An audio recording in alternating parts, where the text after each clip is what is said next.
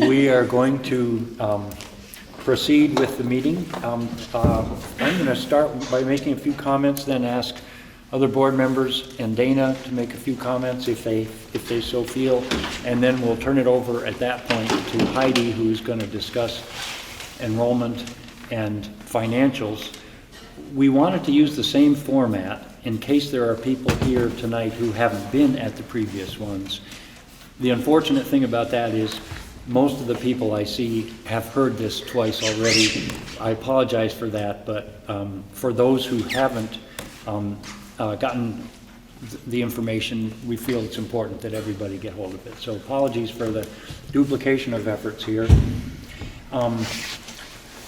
I need to offer my complete gratitude and appreciation for everyone who works with the kids at the school. Everyone, Dana, everybody else that should come to school every day with enthusiasm and dedication, and it is so appreciated. And I want to thank Linda Furman also for having used social media as a way to just thank the people and embrace the people who work at this school. So thank you, Linda. Thanks to everybody who does their part for our kids during this tough time, let's face it. We did ask Heidi this time to explore 3 different financial possibilities, one of which would be to keep operating the school complete the way it is this year. The school board never really thoroughly embraced that, but we thought it would be important for people looking at tax implications to look at all of the various possibilities that they're out there for next year. So the 3 of them would be to continue operating as we are now, the one that we've presented before, operate with the reduced services and fewer grades, or to become non-operating and pay tuition for our kids to go to other schools and provide necessary transportation services. Coming up on March 3rd, the Australian ballot vote becomes final. And the most impactful item on the school district warning that all of you have gotten in the mail by now, if you've opened it, is Article 4, to see if the voters will vote to become a non-operating district. That's the last budget that Heidi will be talking about. And for people who haven't yet filled out your ballot, we'll be talking about this tonight and also one more time on February 28th, a Saturday, for those who can't attend evening meetings at 10 in the morning. Same thing, it'll be here at the school, and we will again talk about the tax impacts of various different things, the educational impact as well. We're going to spend just an hour on this tonight because between the brief presentations, comments that the board members have, it's not going to take very much time. And then we'll open it up for Q&A. I would ask that people, if you have a question, we'd like to know what the question is so we could answer it. If you want to make a statement, those present included, we appreciate that, always appreciated, but let's make sure that there aren't people with outstanding questions, and then we'll open it up because people do feel passionately about this and deserve to be able to express themselves. The one change I would like to make to the agenda is to move to the public part of the meeting. A request that was made by Don Furman at the last school board meeting. He asked that we look at Marlboro standardized test scores, and he stated at the time, and I think legitimate, that it might be informational for people who are looking at, do we remain an operating school or do we become a non-operating one? So we've asked Dana to present during the public session before we go into the rest of the school board's agenda those standardized test scores to whatever extent they're useful for the conversation. So, but that will be just at the very end of the public session. Or no, why don't we have it be part of the early presentation? That way people will get all the information if they don't want to stick around. We'll just make it whenever you want to do it. We'll roll down the line here. So I'll open it up for other board members to make comments, and then Dana, and then Heidi. Does that work well? That's fine, but I have one change to the agenda, if I can add that, if we're talking about changes to the agenda. Yep. There is a food program discussion with an agreement that potentially needs to be signed since the food provider has left. So I just would like to get that in before you adjourn. We will add, during the school board section of this, time to discuss the food program. Thank you. Thanks, Heidi. Yeah. Did you want, you said to ask questions first. Do you want questions now? No, let's get the presentations, then we'll go to questions. Oh yeah, I wanted to mention a couple things. There are town reports on the back table, and those town reports have the missing 2 pages that were not in the original one. So if you want to see what the first 2 pages of the budget looks like, does not begin with 31 students costing us $1.455 million. It begins with much more in-depth than that. Pick up one of these, or at least take the insert from it. And then the bathrooms, for those of you who don't know, are back out the way you came in, across the little hall, and down the hallway, you'll find them. They're down there. So other comments from board members, Dana, and maybe discuss at that point the standardized tests, and then Heidi's going to do both the enrollment and financials. I just wanted to thank everybody in town that has participated in these discussions, just online at the meetings. I think it's been really helpful as a board member to see where what they're thinking and feeling about the issue. And I know it's sometimes hard to put yourself out there, so especially people that wrote something or were able to express themselves. I just appreciate you. Thank you. I guess it's my turn. Yeah. Well, before I talk about test scores, I'm going to speak from the heart and say that yesterday at our faculty meeting, we talked about how the day that we get back to school is also the day that we'll know sort of what comes out of that vote and how we want as a faculty and staff to be present for the kids and for each other. And so while we don't know what the outcome is, I want to really sort of echo Dan and extend my gratitude to our faculty and staff who really deeply care about our students and are so thoughtful about how we approach every little thing with them. So I wanted to share that. In terms of the issue that we're discussing and in terms of voting, I guess my only hope is that whatever you think is the right thing, that's in your heart what the right thing is and what you should vote for. I hope that when you do that, really what you're thinking about are the kids who are in the school right now, because those are the people that I think we need to keep at the center of our decision making always. What's right for our kids, and that's it. As far as testing information goes, I have some. I didn't put it on the table because I didn't realize we were talking about it just yet.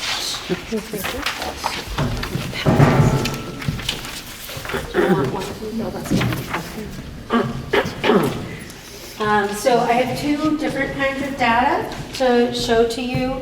On the front page that has the blue, it's our VITCAP data. That's the Vermont Common Assessment Program. And because of our student sizes, we had to consolidate some of the information. So we can't present, this is how our 3rd graders did, this is how our 4th graders did. So we grouped 3rd through 5th and 6th through 8th, because with that we got the correct size to that's allowable. So as you can see, our student literacy scores have been and remain quite strong. This is again owing to multiple factors, I think. Marlboro students have outperformed the state of Vermont numbers and also SU-wide. And our teachers are wonderful, so I'm not surprised. I mean, I already knew it, but, and then math scores are a little more erratic. You can see in our younger grades, our scores are pretty consistent with the supervisory union and with the state. And our 6th through 8th grade scores exceed those numbers. What I will say is one of the things that's interesting to me to think about is at the middle school level, not only do we have a highly competent math teacher, which helps, but we also have grade level instruction in mathematics, which we don't have necessarily, like we do have at the younger grades, but it's configured in a different kind of a way because of the multi-age classroom structure. With the middle school structure, we're able to create a schedule where the kids can receive specific grade level content. So that's our math scores and our ELA scores in the state testing. On the other side, these are the benchmark assessments that we use. This is what we use this assessment with students in September, and then again in January, and then again at the end of the year. And we use this information to help us look at the multi-tiered systems of support to make sure that if kids are seeing a struggle in a particular area, that we have a way to address what that struggle is. This is very consistent with what most schools are doing, which is that benchmark assessment 3 times a year. And in general, when we look at our numbers, we find that because we have this information, we can provide instruction that helps our students learn the skills that they hadn't yet acquired, or that some of it is about what they lost over the summer and need to just be reminded of. I think if you talked to any of our teachers, what they would tell you is that this VITCAP testing and the benchmark testing is only one small fraction of what we know about our students, because we know them as students and learners, and these are numbers. It's valuable information, but it's not the sum total of our kids. And even though some of these scores, I mean, you can't help but feel pretty good about some of these scores, but at the same time, it's this much of what we do and what we know about our kids. If you were to sit down with any one of our teachers and just ask them, they could give you a much better picture of what the kids in their classrooms know and can do on a wide variety of topics, and who they are as people, which is really, what we're trying to develop is complete and cared for and supported young people. So that's what I have to say. And I wonder if, but it seems like questions relative to this would be appropriate now. Yes, so go ahead. Thank you, Dana. I just have 3 questions of clarification, just Sure. to make sure I totally understand the data. So on the first side, Yes. when you list, say, 2023, is Yes. that the school year 2023 to 24? That was the spring of 2023 assessment. So it would have been 22-23, 23-24, and 24-25. So 23 to 24. Okay. Second question. I believe for some standardized testing, there is an option for people to opt out of taking the test. Does that apply to is this one of those where people can opt out? So the state doesn't have there used to be, the state at this point doesn't allow an opt-out. So if someone chose to opt out, we would just receive like a 0, whatever, and that would impact our scores. That said, we did not have anyone opt out. We haven't had anyone opt out during my 2 years of presenting the test. I'm not sure what's going to happen this year. And the final question of clarification on the second side. Yes. Under the final section that says math sub-skills, what was the time scale when that test, for these data? So the other data, it says like 24 to 25 fall. Yeah. I believe this is our most recent data. So it'd be like winter. It would have been January, in January. Okay. Yeah. And this just helps us look at the curricular that we're presenting and see, nothing in this actually surprises me. In general, we're finding that base 10 foundational knowledge is one of the most challenging areas, and I don't know if that's due to the gap during COVID. I'm not sure what that is, but the kids are having a hard time grasping that particular piece, which is so important to understanding everything else. Thank you very much. You're welcome. Are there other questions in person about the standardized tests? Yes. Go for it. This looks great. I was hoping, and I'm glad you presented it this way, to see how Marlboro School compared with Wyndham Southeast School District. And it looks like we're doing much better. This is Wyndham Central, Wyndham so Central. the supervisory unit we're in. Right. Which for me would, if I had kids in school, I would be wondering why we would want to close this school if it's outperforming Wyndham Central. And it looks like outperforming the rest of Vermont. So the data that I provided on this printout, if you've got it up there, shows a declines in most of these scores starting in 2015 or 2013 for the state compared to the nation. Yeah. And so in the research I was doing, I saw that there's a, what do they call it? Continuous improvement plan? Yep. Is that something we can see what that is and Sure. how that changes from year to year? Yeah, I mean, the data that you're looking at for Vermont with the NAEP, Yeah. we haven't delivered that assessment in a long time. They haven't come and I haven't asked. And I don't know if that, again, is really a reflection of the instruction that's happening. I'm not sure.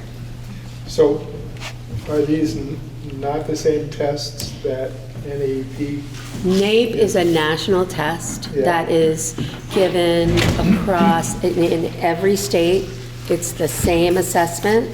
It may or may not be a format that kids are familiar with, because then every state has its own assessment system. And some of them are quite, like in the New England states, many of us have very similar assessments. I don't know what assessments look like in Texas or Colorado or wherever. So that standardized test, the NAEP, I don't know, honestly, if it is at all similar to what kids in Vermont are seeing every year in our assessments. So are all the kids in excuse me, are all the kids in Vermont taking the same test? All the kids in Vermont, so are you asking in terms of the state testing, or are you talking about the NAEP? State testing. Okay. Where these results yeah, came from. in the state testing, all the kids in Vermont are taking the same assessment, it's a computer adaptive test, so they might not all have the same questions because the computer will adapt it to meet the student where it is. It's an effort to decrease the level of frustration that kids can feel when presented with, you know, a one-size-fits-all assessment that that isn't addressing what they know. I see another question here in the room. T, go ahead. Yeah, not a question. I would just observe that if these statistics show anything, they show a correlation, not a cause, but a correlation with declining scores and consolidation in schools. And are there any questions online? You can raise your hand. I mean, raise your digital hand, please. That's easier to see from here. Not seeing any. Not seeing any. We'll go back to the room. Go ahead, Don. Could you elaborate on what you mean by that, T? Well, I mean, this line goes down as the state has pushed towards further consolidation of school districts. Did that start 10 years ago? Act 46. Well, but it also goes down nationally, and they're not really consolidating school districts nationally. I think it could just No, be. but it goes down faster in Vermont than it goes down in the nation. Again, I'm not putting a whole lot on these statistics. I'm just saying, if it shows you a correlation, that's what the correlation is. I'm not saying it's cause and effect. Yeah. Well, I tell you what, I think maybe we should move along. Appreciate the ability to look at the test scores and have that piece of information for people who want to know that as they're looking at their ballots. So, Can you put this on the front porch for them so Sure. other folks can see how good we're doing here? Sure. yeah, It's a good news story. it's a good news story. Should get it out. Yeah.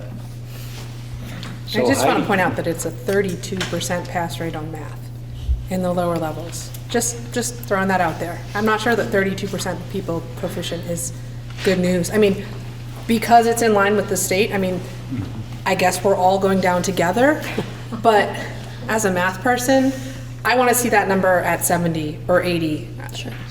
So that's why I asked about the continuing improvement plan, or whatever it's called. Yeah, I mean, Continuous we all improvement plan? we Is all that- want to see Is that that. addressing issues like what these data show?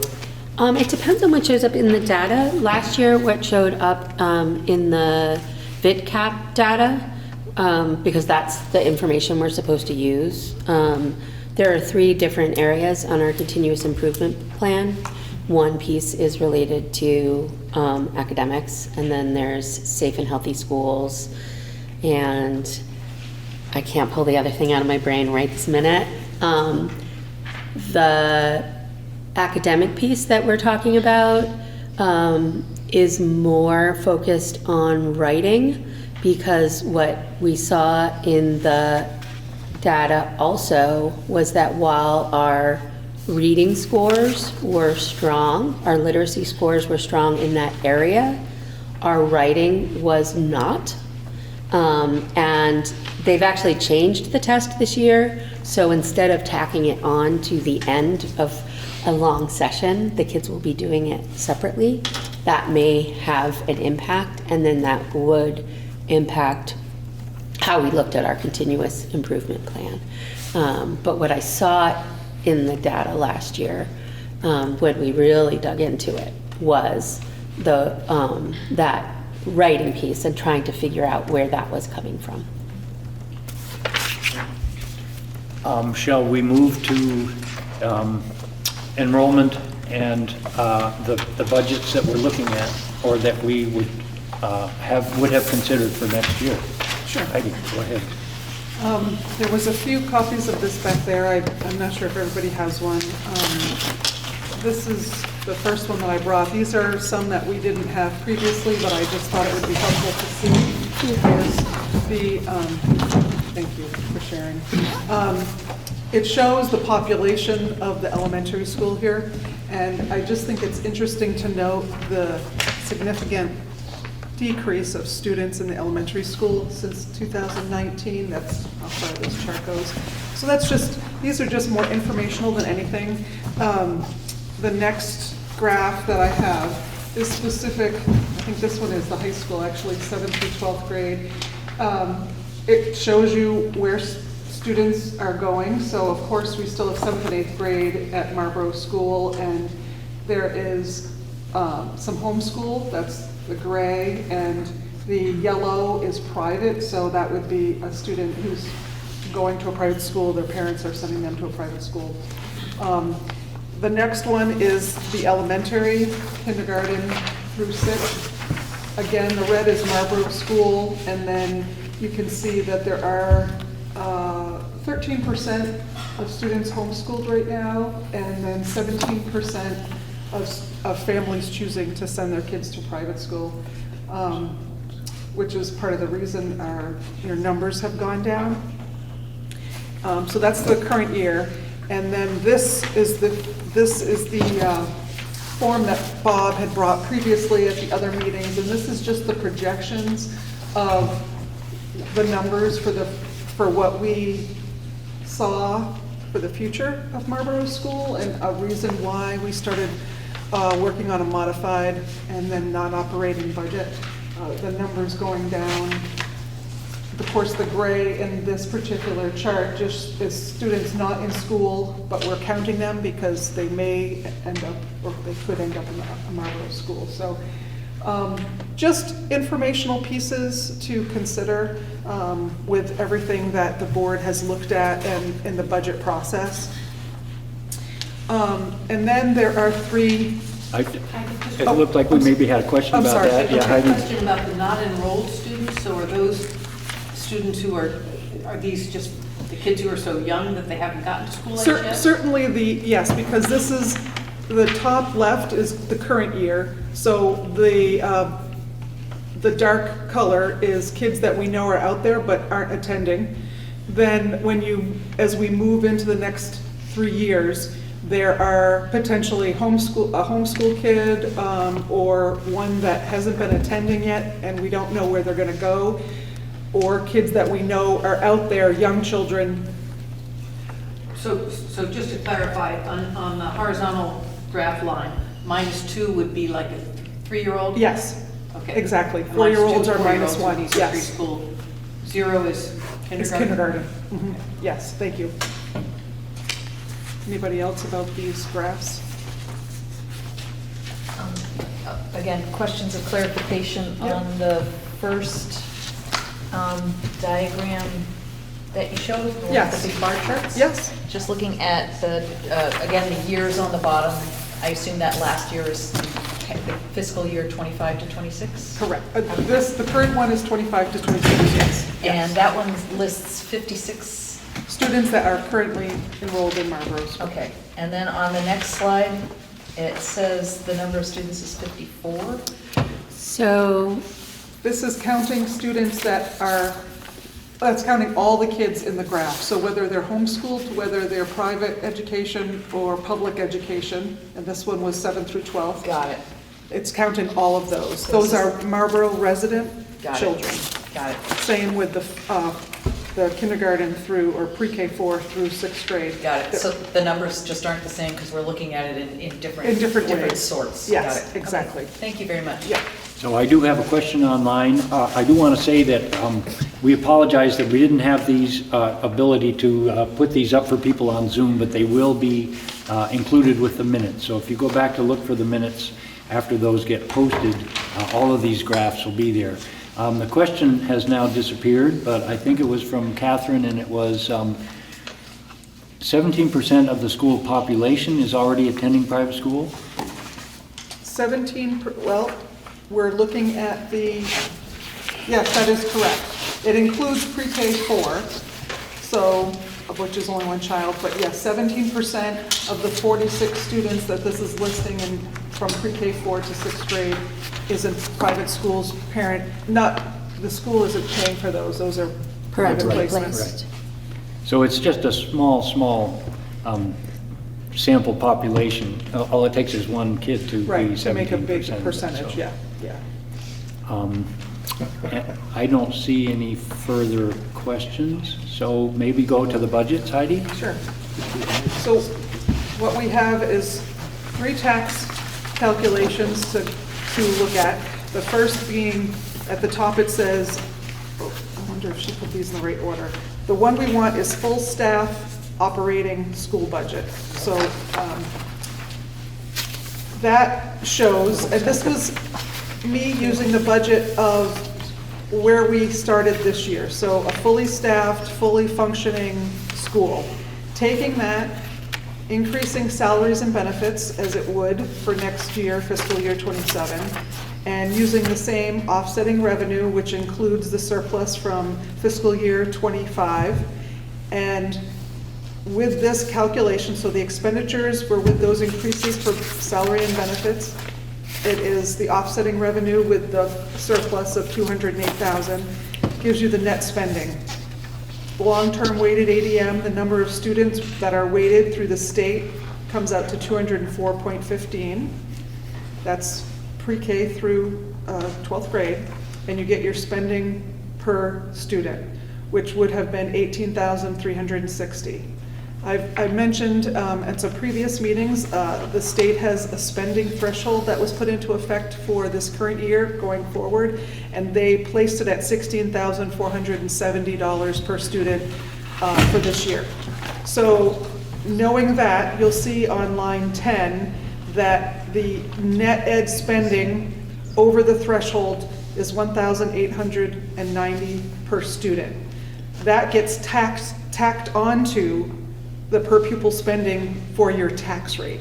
So the education spending with the excess spending threshold is $20,250. I'm using a yield that they have estimated to be $8,849. Again, this yield doesn't get determined until the legislature votes in May or June, so we're always having to create the budget based on an estimate, their best guess. That gave an equalized homestead tax rate at 2.2885. Now, the statewide adjusted CLA for Marlboro was 101.29, so this would have given you a threshold, the rate increase, I'm sorry. It would have given you the tax rate with the threshold at 2.259, a 37-cent increase, which is almost 20% on your taxes. And my estimate based on a $100,000 house would be $370 per 100,000 value. So knowing this and with the board and knowing that the enrollment numbers had gone down significantly from last year, Dana and I worked on a moderated budget, a modified budget, and so there is a tax calculation for the modified operating school budget. You can see, and this was reducing, no longer having pre-K or kindergarten or first grade, and running a 2nd through 8th grade. There was some modifications for staffing, but really holding out and trying to make it as the best we could. It did decrease it so that the net spending on line 8 showed $17,260 per student. It still was over the threshold on line 9, so you can see line 10 showed $790 over the threshold. And this again is with the same offsetting revenues, which includes the $208,000 surplus going back. So this final per pupil spending would have been $18,050, and the tax rate would be 2.0399 until you use the adjusted estimated statewide adjustment CLA, which brought you down to an estimated tax rate with 2.014. That was closer to a 13-cent increase or a 6.61% increase on your taxes. So it would raise taxes $125 per 100,000 house value. Knowing that looked better, but taking into account some of what Dana said at the last few meetings and the board discussing what was best for children, we decided to look at what a non-operating school budget would look like. So that's the final tax calculation I have there. This, of course, has no staff and no benefits. It does include $210,000 in order to help give, based on longevity and salary of current staff, something at the end if we're closing the school, so that they have something to help them get by while they look for another job. So that is included in this particular calculation. On line 5, you see that the net ed spending per student is $15,212.99, which is well under the $16,470 spending threshold. So based on these calculations, the equalized homestead tax rate on line 13 is 1.719. And then you put it with your adjusted CLA and you get the estimated tax rate at the bottom of 1.697. This is a reduction of 19 cents per on your tax rate, a reduction that leads to 10.15% reduction of your tax rate, and therefore would indicate about $192 reduction per $100,000 house value. So it is a much of a discount on your current tax rate, and the board has just taken that into account, and at the last meeting they made a decision to use this one to bring to voters. But I'm happy to answer any questions about those tax calculations. Actually, Heidi, if I can just make a couple of comments about that. You mentioned that there's a severance package built into this. Yes. I also wanted to remind people that there's also a transportation budget built in, because our kids are going to need to go somewhere, and we're not just going to throw them all under the bus, so to speak. Yes. We have yet to figure out where and how many, but when the time comes, we would have money to do that. And there's obviously also some money in there to maintain the current building, school. that's right. Nowhere Yes. near as much as we currently spend, but we also can't let it fall. I was cautious in the reductions just because we don't know what the electricity or the heat will need to be. So there's a reduction from this year, but a cautious reduction. And I wanted to point out a couple things about the state, because everybody's always wondering why line 4 shows we have 204 students, and yet we have, remarkably fewer students than that if you actually add their heads up. Long-term weighted are the complicated formulas that take a number of different things. Number of English learner, non-English speaking students, poverty factors, things like that, rurality all and go sparsity, into a complicated formula. At least the only good thing about it is that it compares apples to apples around the state. So ideally, Marlboro has 204, the next town over has 204 if they have similar criteria to judge. I also want to say, I happened to be in Montpelier one day last week, testifying before Senate Ed, and you can't believe the chaos that is going on in Montpelier right now. Yes, I Yeah, you can. You should believe. Last week, House Education Committee threw out a map that showed what they were planning on doing, and this was going to be the way they were going to plow forward. Just yesterday, the Senate Ed threw out a different map, completely different map, with different set of interesting factors included in it, which is the way they're going to be plowing ahead. I don't need to beleaguer this. You already do understand how chaotic it is, but I maintain hope that Marlboro, whatever choice we make, will maintain and be able to keep the ability to make our own decisions rather than have somebody else just roll in and take over for us, no matter what happens. And that's why I'm up in Montpelier doing these things. And people have been writing letters in support of whatever Marlboro does, and that's all appreciated too. So keep your eye on the papers.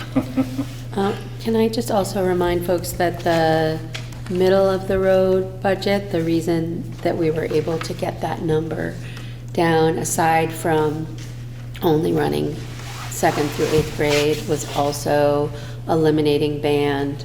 It was removing classroom assistants. So what we would be able to provide, or what we would be providing, would be different. And I think people need to know that. We do have a question online, Catherine. Go ahead, unmute and go ahead. Hi, quick question. Just, I'm looking for clarification. I'm looking at the ballot in front of me. I don't know if now is a time I can ask a question about that. I just want to make sure that I'm understanding correctly. I do understand Article 4, but is the budget that is in Article 5, is that the budget that correlates with closing the school or in case it stays open? That's the one for becoming non-operational. So those two were put in there to be side by side with each other. That's what I thought. Thank you very much. I also see another question in the chat, and this brings up an interesting topic that has occurred to me recently. In the non-operating budget, is there any money for someone who would oversee the kids? And included on tonight's agenda is an executive session. I'd like to bring that very question up before the other board members to discuss that and think about that. So who So, would oversee the kids doing what? well, you know, this is going to be a chaotic summer. Maybe the rest of the year won't be so, but trying to figure out who goes where and what's going to happen, and if we have no administrative support. So that's what I will be asking the other board members to consider and to think about where the money might come from for that. And I will say also, I spoke with Bob Tebow about this a little bit, and there are aspects of that the central office would be able to assist with. So it would be a matter of figuring out which of those things, you know, there's really administrative things that they can do. But that's obviously not personal. Obviously. And I just want to respond, I see a note in the chat about person wondering whether closing our school would reduce our voice in the state's decision-making. My own impression, having tried to keep to keep as up-to-date as I possibly could, is that it would actually increase our ability to maintain our own decision-making capacity, because we would have stepped out of the box and said, okay, we're doing something uncomfortable, and we ask that you, the state, respect us for that. So I can't really answer your question, Trey, but that's the way I look at it. So how about we do T, Francie, and Peter? How about that? This is the question I've had from the beginning, which is the House, as I may not be up to date on this, but my understanding is that the House was proposing to get rid of non-operating districts. And That's correct, yes. And if they do that, how can we possibly hope to become something that isn't going to be? And Well, I think I can answer your question, T, by saying there was such immediate blowback from that to that, even including people within the House Ed Committee, who said this ain't gonna fly. So we're back to square zero, I guess, on that. But that was so roundly refuted that I think that the discussion still exists, and very few people. The Senate Ed map includes non-operating districts and embraces them, and supervisory unions as well. So, you know, we'll meet in the middle somewhere, don't know where. okay. Francie and then Peter. I think this is just a further clarification there, Dan. So when you referred to at the state level, we would continue as a non-operating school district to be a school district. We would not be joined with any other school district. That's correct, and if you want to look in depth at the Senate Ed proposal, which just came out, I guess it was yesterday, but you know, it takes a while to absorb these things. It is very specific about that they are encouraging like districts, like similarly structured districts, to voluntarily merge, but Marlboro would be, if it in fact becomes a non-operating district, would be geographically isolated from any other non-operating districts, and therefore not likely to be, to find a partner. And so I personally, I like that map, but whether it turns out that way, but you can see the way the discussion is going. There's lots of good, I guess, back and forth on it, so. Can I just follow up? Is Wyndham a non-operating school district? Wyndham and Stratton both are, yes. They are they're in the same supervisory union, but they're not contiguous, and whether it would make sense to merge them or not, I don't know. And Peter, you had a question?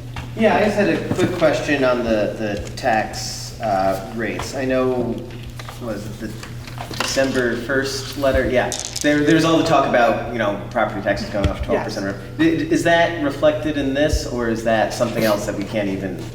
The yield is what comes out with the December 1st letter, the estimated yield, and based on the expectation that it's going to go up 11 or 12%. Yeah. I have recently heard that some of the numbers are coming in lower than what they expected, so there might be a slight shift in the yield to the advantage, but nobody's willing to throw anything out. They still haven't received preliminary budget numbers from everybody, and that's sort of what they base it on. Yeah. Yeah, go ahead, Don. I'm kind of confused on the two budgets. One is the full staff operating budget compared to the modified school budget. The full staff operating budget is only about 6% higher than the modified one, but our tax rate is almost 3 times as high. It's because of your spending over the threshold. Per pupil. That amount that gets added back into the per pupil cost significantly changes that. Oh, that's It's a penalty. added after the fact? After this. Yeah. Yeah. So you end up with 20,000 versus 18,000, and that 2,000, based on your long-term weighted ADM and yield, represents. So Heidi, what is the long-term weighted ADM the current year? Because we're using the number 204, but That that's, is the current year. and what would the one, so I think what Don's asking is, that's just dropped a whole bunch from the previous year. Well, which right, is- your long-term weighted ADM has dropped. You can see I put in 26 and 25 just to see what the drop has been off to the right. Oh, yeah, gotcha. Yeah. But the difference between the 18 and 60 and that, I mean, you're talking about almost just over $1,100 difference of the amount over the threshold, and it Per just. student. Per student. Yeah. Per For student. 50 students. Yeah. For 200 For 200 students. students, Oh, because it's on the long-term weighted. Yes. Yeah. correct. But you can see, 2 years ago, we had 227 long-term weighted. Yeah, it's Then we had 100% 219. penalty on it, 100%. Yeah. Go ahead, Jason. Just to clarify, the tax rate isn't almost 3 times as high, the tax rate increase is almost 3 times as high. Increase over what, the current year? Current year is 1.889. Oh. Right. You see to the left of the green, tells you the current tax rate for current year. And then the green box would be what it would be based on this particular Scenario. calculation. So the percent variance means it's almost 20% Higher than your current year. higher than the current year? Yep, And that's primarily due to the it's that threshold. that- penalty Yeah. for the Yeah. The actual threshold is 12% higher, which accounts for the 6%, then you double it. That's where the numbers, you can sort of derive it backwards. And we actually had they eliminated the threshold for the, COVID, during the years of during COVID. COVID, and school districts could spend more without having that penalty in there. Right, and then But they they were found- stuck, during COVID, there were so many factors involved, trying to keep staff from, Right, well, their spending was crazy Yeah. because we were trying to catch kids up too. And I think it's important to note that the average around Vermont is much less than in southern Vermont because of the rurality and the small numbers of kids now. It just leaves a big discrepancy, and the average amount that other schools are spending per pupil is $13,000 or $14,000. So they're trying to contain us rural districts where we're trying to maintain solid schools, but our enrollments are really declining. And they're talking about a further cap for next year that will essentially take your expenditure budget and say you can only increase it by 2.8%. It's going to be based on like the NEPA national index. So it is of a concern going forward to keep Marlboro operating with the numbers decreasing. And, you know, and I think they have yet to discuss how they're going to talk finance. They're talking about governance now, Right. which is how to, you know, non-operating, operating, similar sized districts, et cetera. They haven't even started to talk about how they're going to change the funding formula, which seems like a real tragedy to me, because every school board member knows that when you present an education plan for the coming year, you also present a budget for how you're going to pay for it. It seems, whatever. Enough said about the state and the chaos that they're going through there. It's that 30% coming back to bite us again. Yeah. I just want to make a statement that it seems there's some incongruity between the stated goal of Act 73 and other statements, most recently the one that was put out in the paper, that to provide that all the towns, all that the state should provide equal opportunity for every kid. But if we're being penalized for having a small school, that's counterintuitive to that statement that says, oh, we're going to have equal opportunity. That doesn't make sense. Hello? That doesn't make sense. It doesn't make sense, and if they do it because we're all putting into the ed fund, right? And so the more we spend means they spend more to help us fund our schools. You know, it's because everybody is going into one big pot, which is what's wrong with the education funding system. But that's what went into Act 60. So. And actually, to further clarify that, if you take the town report, look on page 8, you will see that of the money that we vote to spend in Marlboro, the state education fund takes money from other wealthier districts who have more ability to raise taxes and sends us a check for $1.098 million. So our property taxes are subsidized by other school districts around the state to the extent of just over almost $1.1 million, which is one of the reasons why the state doesn't like little school districts spending so much money, because they got to help us out. And they've Dover, you know, there are a few very, very wealthy districts that pay millions of dollars extra into the ed fund, and then small rural districts predominantly take it back again. So it's an interesting facet of the whole They project. take it back through support for property tax relief or whatever? Yeah, that's exactly what it is. So that money comes in because residents of Marlboro get a tax bill for their homestead, so-called homestead, and on that is the total amount that they would be billed for their homestead, and then attached to that, right underneath it, is an amount that, because of their income, they will not have to pay, but that amount will be paid by the state instead. In Marlboro, it's just about half and half. Us residents pay about half of what we vote for school expenditures, and the state pays just about exactly the other half, 1.1 million, 1.1 million, and then the non-resident landowners in Marlboro pay actually the largest portion. They pay $1.3 million of what we vote for. So those are non-residents. This is a rabbit hole. Go ahead, T. Is this? I just want to say that could be made to sound unfair, but in point of fact, it is the decision of the state that not all property should be taxed at its full value, because that would drive people off their, it's saying that taxes, in the property taxes, should be income sensitive. Right.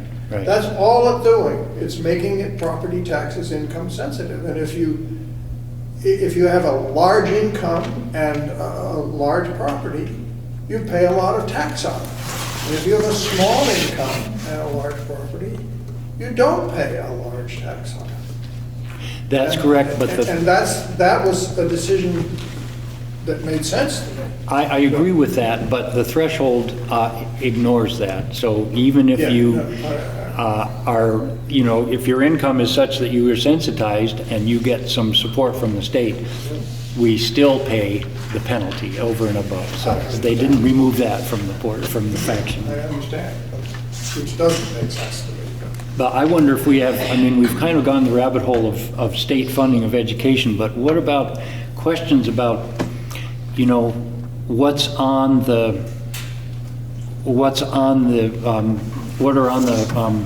warning that people will be looking at? Catherine wanted to make sure she understood correctly what the ballot items were. Other questions about that? Yeah, T, go ahead. Yeah, I just want to, I think I remember from the previous meeting, or a previous meeting, that budget is nonetheless adequate to fund the school for another year because it brings the reserve fund into play and reduces the penalty enough to manage it on that budget. Is that correct? If you vote yes. If you vote, yeah. The Yes on Article non-operating 8. budget can operate the school. It can, if you vote yes on Article 8. Yes. Which, and if we don't vote yes on Article 8, then we're just gonna have problems. If 4 is a no and 8 is a no, then we're gonna have to do something different. Yeah. But I want to give credit to Doug Korb, who was the school board chair, started trying to put together an operational reserve fund many years ago, and his idea was, well, let's put $50,000 in that we don't have a specific use for, and every year stash that money away, and that's why we have some $700,000 in that reserve fund. And the current year, we're actually underspending our budget by a little bit. You don't want to count your chickens till they hatch, but we might have a balance this year, which could be added to the operational reserve fund if necessary, if people vote, you know, if the vote is skewed. If the vote is no and yes. No, yes. Mhm. Other questions? I'd like to speak, oh, I'm sorry. Yeah, go ahead, yeah. I want to speak to Dana's point about what's best for the students who are here and how, as a voter and a parent, how unknowable what's best for the students. I've thought a lot about it. I don't really feel like I have a way of determining. Because on the one hand, I think this is a great school, and I'd love to see it be open for as long as possible. And on the other hand, I would hate to see the school stay open and lose its vitality and lose its life and be open past its logical date. And that to me is the crux of this. And I suppose no one has an answer. Nobody can see into that crystal ball, but that's the hardest part to me. That both avenues seem sort of sad. Yeah, I mean, I think that's what's consistent in all of it, is that it's really sad. And no matter what the outcome is, there are challenges to it. You know, I have a lot of worries about what happens if we stay open, based on what's currently happening. And of course, I have worries for kids if we close. I've spent a good portion of my last couple of weeks visiting different schools all over that our kids may possibly choose to go to if we close, so I know more about them, and that I can be a resource to families who, I know I have families already who are visiting other places, but I also know I have a bunch of families who can't do that. And so how do they find out, and how do they know what the options could be should the school close? You know, I gotta, Yep. speak, I just thinking about that challenge ahead, Dana, and I can't imagine anything other than one-to-one going to people's homes and talking with them about what the options are, because there are families that are not gonna be able, or not, whatever, choose to Yeah. pursue that on their own. Yeah. So I think Wyndham Central needs to provide, I don't know if it's a social worker, I don't know what it is. but it's- Yeah. We can certainly work on making it whatever Dana needs, I'm sure. So I think people have to look into their own hearts for what they think is best. I know what I think is best, but that's, that's just me. Well, I am going to suggest that the school board has a substantial agenda of further things to follow up on. As Andrea said earlier, these sessions are always wonderful. We can't believe the quality of the questions, if I can put it quite so crassly as that. Just the way people think about things is always wonderful to see. And we won't know until after March 3rd what the outcome is going to be, so. Thank you all for coming. Everybody on Zoom is obviously willing to continue to attend.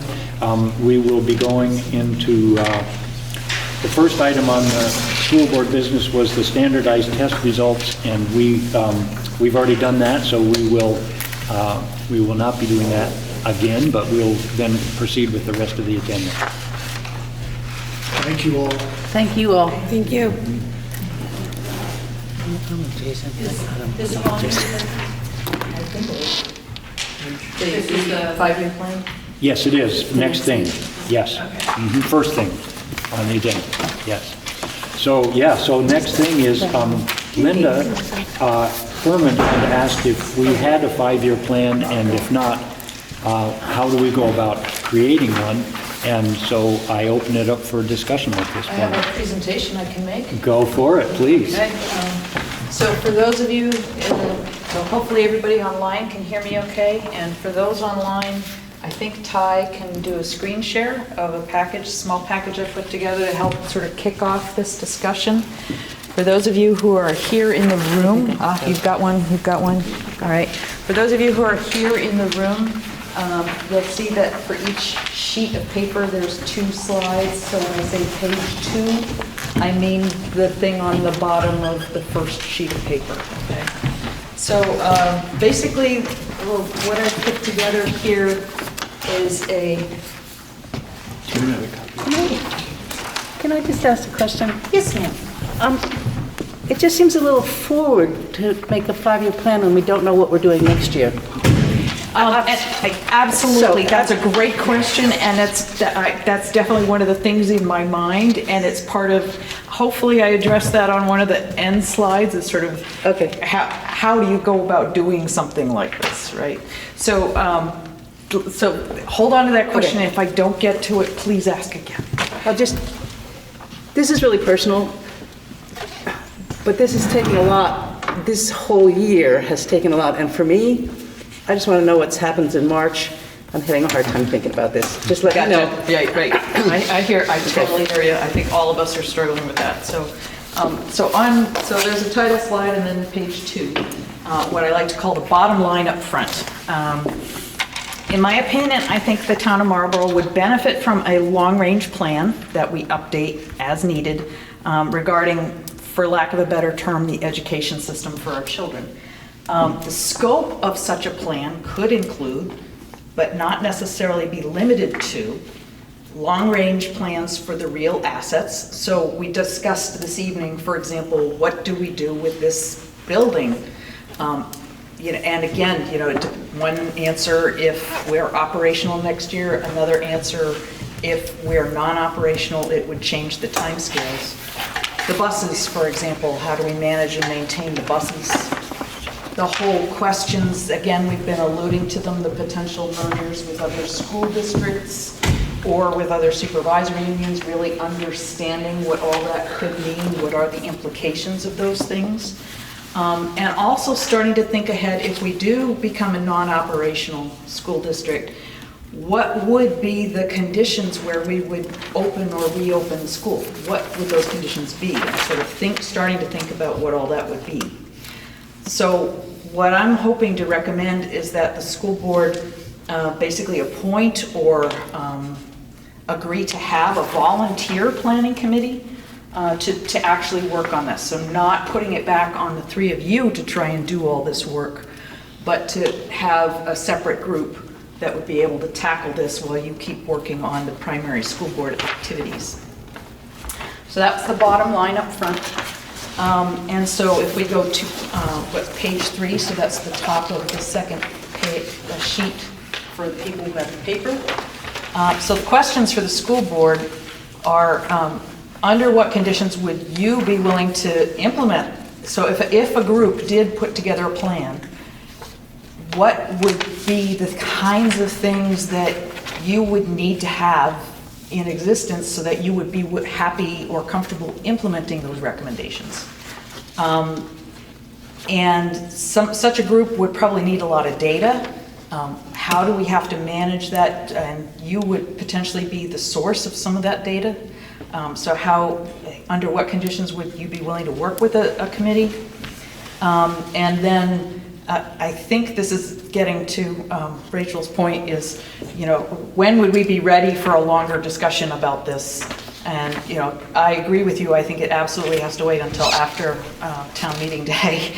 But certainly, but is this something that would happen like in the next couple of months, next year, starting to think about the scale of, if you did want to go ahead with something like this, when would be a good time to do it?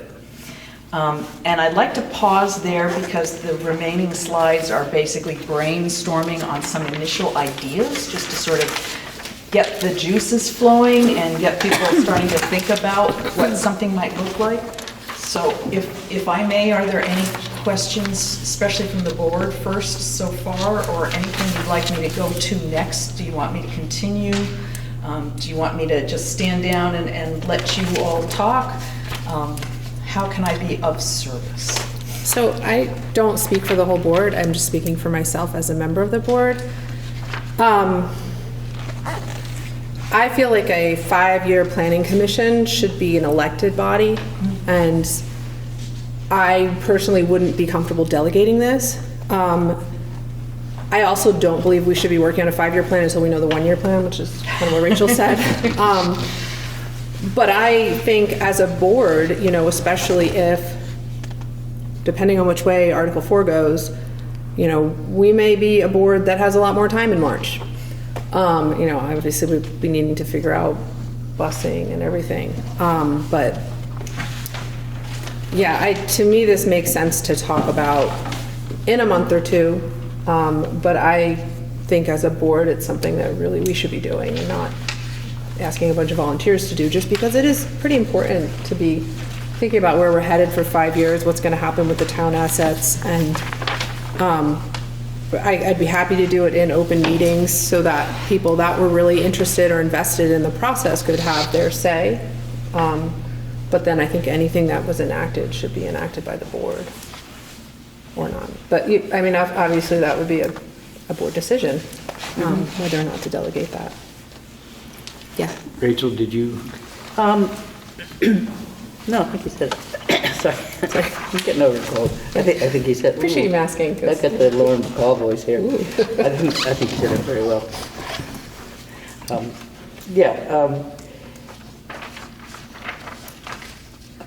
I find it a little overwhelming right now to think about this.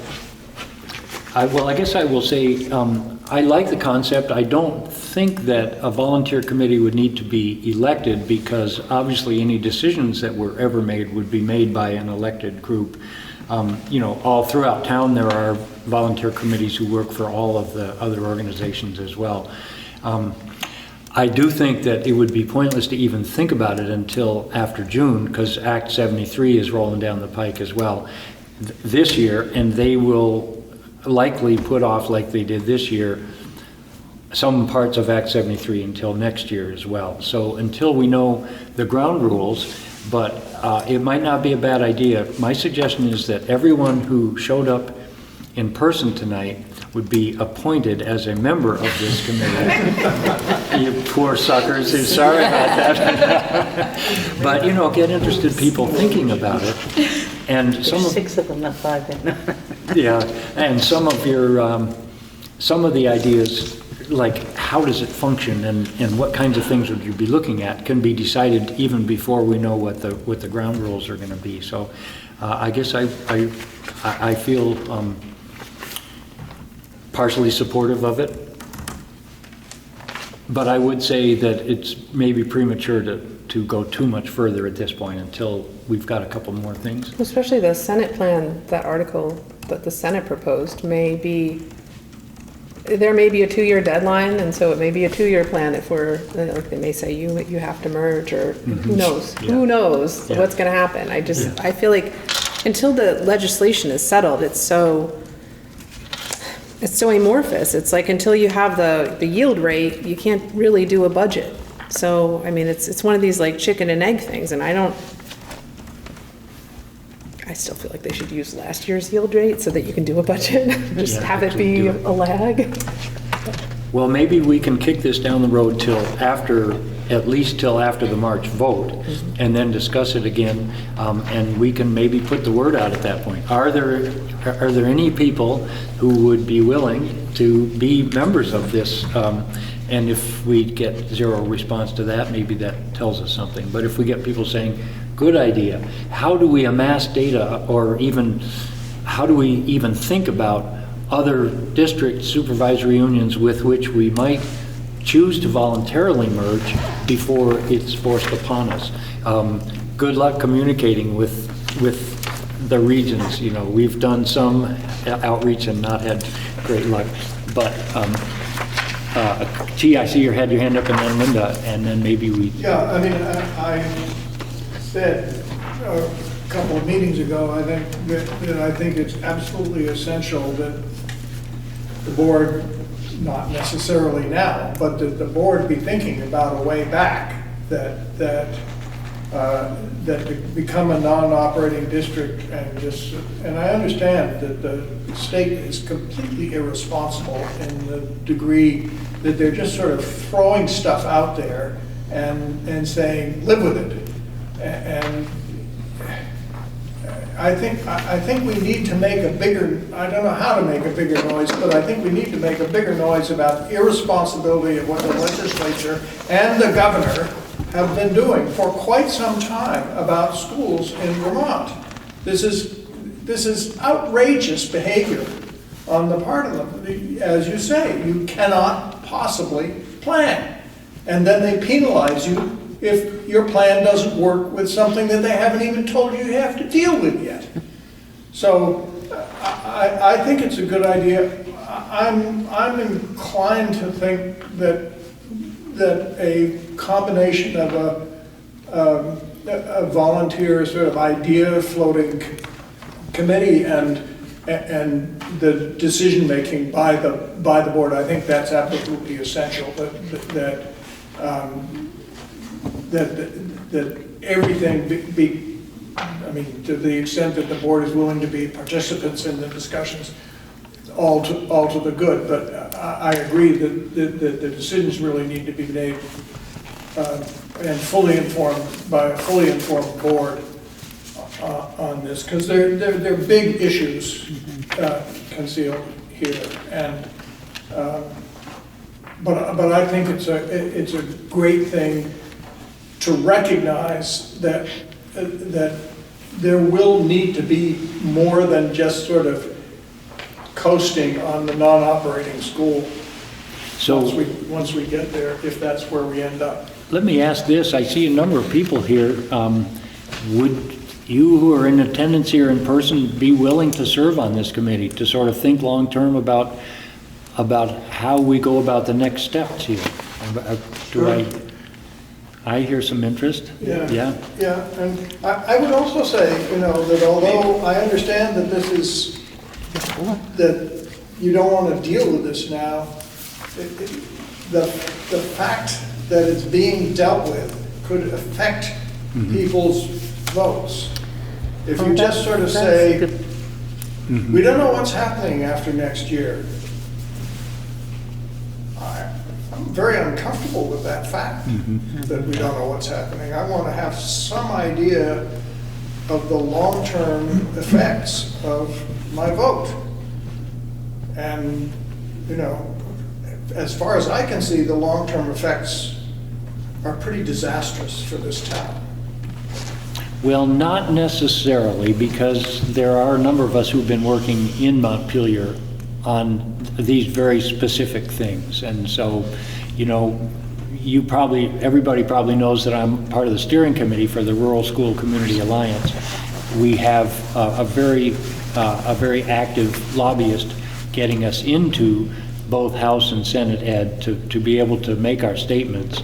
And we do get heard, and I think that may be one of the important reasons why the House ed proposal, the first House ed map, was so completely blown out of the water. So I don't know. I obviously can't as far promise as I you. know, and Yeah. I don't really know the details of what you've been doing, and I None of us very do. much appreciate Yeah. that you are doing it. You've So. just got to keep doing that, but I think that whatever. Yeah, Linda, go ahead. So if I could just add a little levity, because one of T's comments just spurred a great reminder. Anybody who's worked with a forester and asked, when's the best time to plant a new tree? The answer is always Yesterday. 15 years ago, Yeah. right? Yeah. So the best time for us to have done a 5-year plan is 5 years ago, Yeah. right? Yeah. So it's always a just get started kind of thing. But to your question about who might be interested, I already have a list of 12 people Great. who are at least interested in, if not participating actively in staying abreast of what's going on. Of those 12, 4 are here in the room right now. Excellent. Well, that is really superb to know. So, I'm going to suggest that we take this up at a future school board meeting, bring that list in, we'll reach out if the board agrees, and see if we would appoint them to start looking at things. And I think at that point, the board would be either saying yes or no, it ain't happening, or it is happening, and what the expectations would be of the board members at that time as well. So, go ahead, Ty. Can I just say, before we move on from this subject, that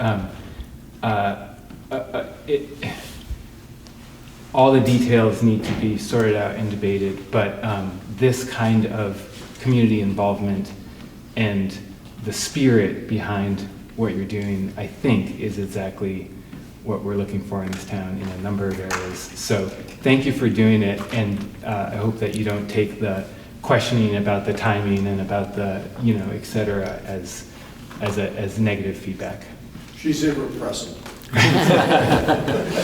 Francie, go ahead. One more thing, just bringing it back to the next 6 months and all, that there be also, in whatever way the community can support the school and whatever the transition is, that there is outreach, and maybe it happens here at the school board meetings, I'm not sure where, but that, that we all have,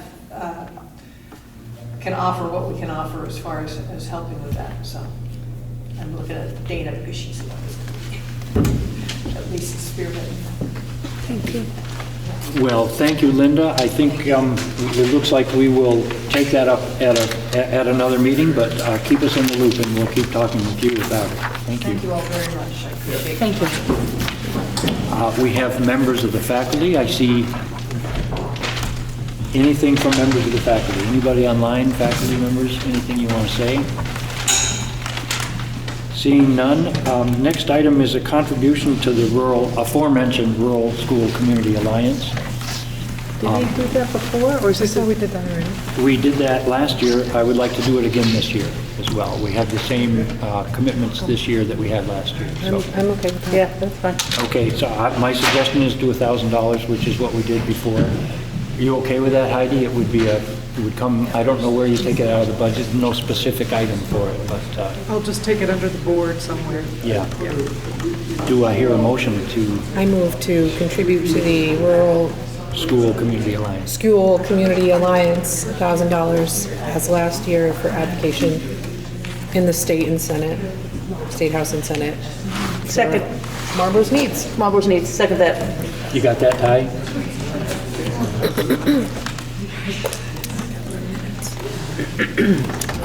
Further discussion? All those in favor signify by saying aye. Aye. Minutes and pay order. I'm looking at dates, sorry. I have two pay orders. Go ahead and make a motion, Rachel. I move we approve pay order number 26 for $2,597. That's one. Should I do them both together? Sure, yeah. And number 28 for $98,825.62. Seconded. Can you say the number again, the last one? The second one? Yes, please. $98,825.62. Okay, I'm going to read that one back to you, Yeah. if that's okay. Rachel moved to approve pay order number 26 for $2,597. Yep. And number 28 for $98,825.62. Yes. Do I hear a second to that? Yes, I seconded. Been moved and seconded. Further discussion? All those in favor signify by saying aye. Aye. Aye. And minutes, do we have minutes? in Yeah, there? I move to approve the draft minutes from January 13th, 2026. Second. Moved and seconded to approve January 13th minutes. Further discussion? Excuse me. All those in favor signify by saying aye. Aye. Aye. Superintendents report. Thank you, Heidi, for hanging out here and I don't have a superintendent's report. Okay. But I do have the school food service agreement that I want to bring up that I don't know if you want to do it now or some other time. Sure, why don't we do that? We are going to be going into executive session, and I'm hoping you can stay for that as well, Sure, so sorry if you about want that. me to, yeah. Yeah, go for it with the food program, yeah. So, once we understood that Dawn had found another job and was leaving, there was discussion about trying to find somebody, and that was very difficult. It didn't really work out. So, what we had talked about and what I have here is an agreement between West River Education District and Marlboro, and Jake has working with the person at Dover, because they are underneath West River this year, and having food prepared at Dover and then transported here for lunches. So this agreement was worked out through Bob and Dana and Jake and myself, and it was February 3rd when it went into effect through June, whenever is needed, for the total amount of $30,000. And we are hoping that you will agree to sign the agreement. What's the difference between that and what we were paying Dawn? Like, is it kind of even, or? It's less, Okay. because it's really just food. And then Kyra is continuing on Tuesdays, Wednesdays, and Thursdays. And then I've been seeking somebody for Mondays and Fridays. And when Kyra is here, she's going and actually really assisting in the Dover kitchen. For the other 2 days, there's not the expectation that the person be able to do that, and I actually think I have somebody. So that's pretty exciting to get at least that piece So the squared away. net cost might be about the same. I think you're going to save a little bit. When you look at your fund balances, and I did give you each an update, it looks like there's a negative, but there's a lot of encumbrances in there that we set up at the beginning of the school year. For instance, we can't get rid of the salary and benefits that Dawn was receiving until the end of the year now to clear out the books, and I think we're going to find that I think it will be a little bit advantageous. So I will entertain a motion, it should be signed, is that correct? Correct. A motion that the board chair sign the Take a agreement. look at it. So moved. Can I read it? Is that okay? Yeah. Please, please.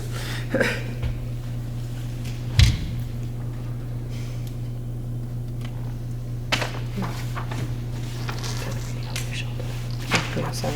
Okay.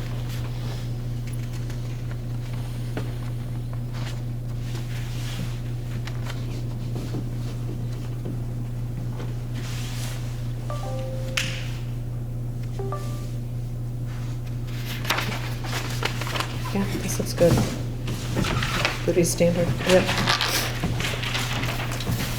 Thank you for negotiating that and making Yeah, it happen, that's making great. sure the kids are fed. Absolutely. I'm glad that we were able to make it all work out, one less thing to worry about. Can't eat if you're hungry, or you can't work if you're hungry. Yeah. Yeah, you yeah. can't, yeah. Can't think.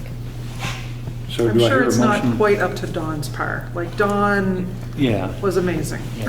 Well, Dawn was a unicorn.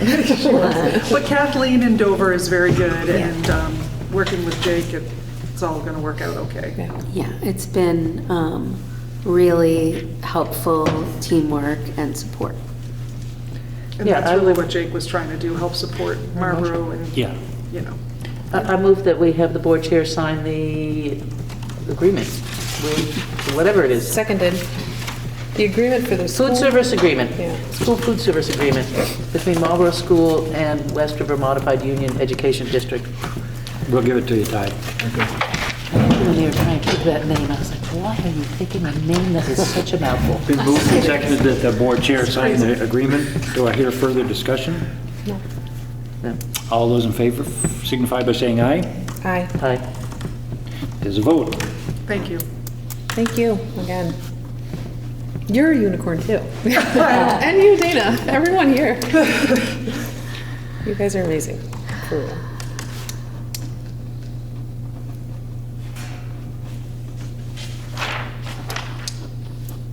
Is this agreement something that you'd like to see added to the minutes, or?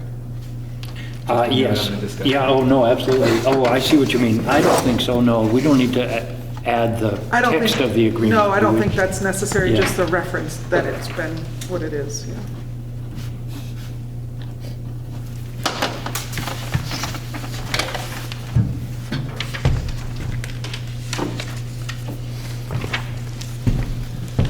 Okay, Thank you, there's Dan. that. Yep, thank you.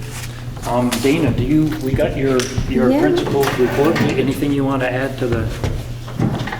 Just to say, I want to note that, because we were having that conversation about math, there's so many different kinds of ways to assess. In our benchmark assessment, it showed an increase, a 5.61 progress rate, which is pretty huge from the fall. Now, what that translates into in terms of VidCap, I don't know. A 1.00 progress rate indicates the rate of the national average. So if 2 is the double the national average, 5.61 is pretty awesome. And that's thanks to a lot of work by a lot of people. So that was exciting. We had our data meetings. Those are really thoughtful meetings where we discuss how we're going to help specific kids with things that show up in the data that we want to support them with. I can't remember if I had actually said it at the last meeting or if it was in development, but Diane Cluette, who is our librarian this year, stepped up and is now also providing academic support 3 days a week. That is in her history, so she's still getting up to speed. It's a heavy lift, but it's really nice to be able to meet those needs with folks who already know our kids. And toward that end, it looks like, if it all comes together, a person who still subs for us and who worked with us over several years before that will be the person to come on Mondays and Fridays for the food service. So the one real hole right now, I have to put a huge shout out to Greg Frost, who really stepped up and helped a great deal. He was the one who discovered the burst pipe when it happened. And he was the one who got ServPro here and moving and doing all the things they needed to do. He helped us move our office temporarily down to the Bears Den. And he's also been picking up the slack around, with Jeremy going to half time, or part-time, not even half-time, his focus is just cleaning, which doesn't do anything for our walkways and our pathways. And it's quite a job. And Greg has been coming up here and doing that for us. I'm still really actively trying to find someone who could come and do that, because I think it's such a huge ask. I do really appreciate it. I just haven't, I've reached out to individuals, I've posted on Facebook, I've, done all the things I can think of. So I'm hoping that, either winter ends early, but then we'll still need somebody to mow. So, yeah. Mowing can happen on the weekends, though, so you'll probably find it easier. That's true. Also, major shout out to Louisa, Felix, Theo, and Owen for participating in the District Honors Music Festival, and to Steve Turro for making that happen. Amen. Yeah. And yeah, our front office is back to, you wouldn't even know. You wouldn't know it even happened, which is kind of amazing. And then, as I mentioned earlier, I don't know what's going to happen on Tuesday, but I want to be prepared for whatever outcome. And so I have been taking time over these past few weeks. I've visited Twin Valley, Dover, Newbrook. I visited Academy today, Halifax, Guilford, and tomorrow, Oak Grove, Dummerston, Putney. I think that's it. So what's your top pick? No, I'm kidding. I guess what I would say to people is Marlboro is a wonderful school, and there are also other wonderful schools, and whatever ends up happening, our kids will be cared for.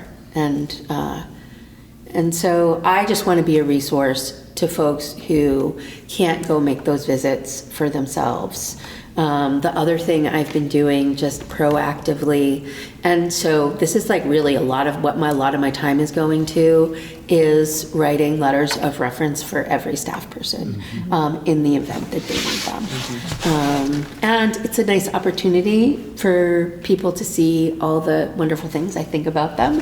I'm not done with it yet, it takes a while, but that's really, my focus has kind of shifted from, I don't know that I'm doing as much within classrooms, which is hard. So today I just spent a chunk of time being around classrooms, which felt great. But this other piece also feels really important. Well, we appreciate how involved and proactive you are in making sure that everyone, students, staff, and the building are all taken care of. Thanks. Thanks. And I want to say, I'll reach out to Greg as well, but I'm happy to help shovel. I can't do a ton of it. It's a pretty incredibly intense, there's the snow blower, but, before you volunteer yourself, right. you might want to I'll work with Greg. Take a look at all the pathways. I'm trying to offer up my teenager, but it's always on school days. Yeah. So it's Anyway, he and I will work on that. I'll try to take some of his load, because I'm close by and he's a long ways away. So if it's a small thing or whatever, he can show me how to, do it, and we'll go from there.